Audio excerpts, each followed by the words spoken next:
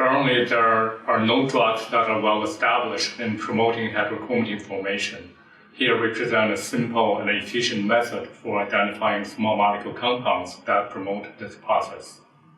Our screening protocol provides a simple, inexpensive, easy to follow in vivo system for heterochromatin-promoting drug identification.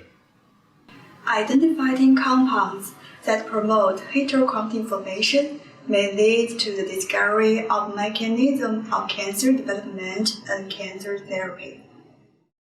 This cost-effective in vivo method for identifying heterochromatin-promoting compounds in Drosophila could also be used to confirm hints as a supplementary method to a high-throughput cell screening.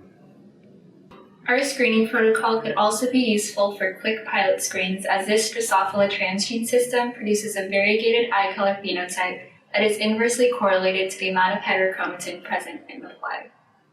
Helping to demonstrate the procedure will be Kenny Dao, an undergrad student from my laboratory.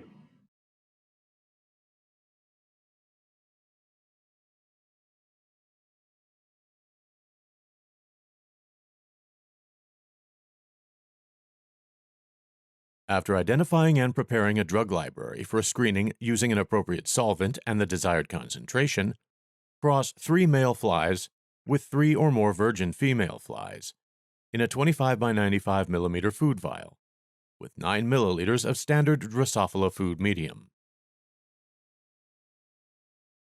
Set up 3 replicate vials for each drug.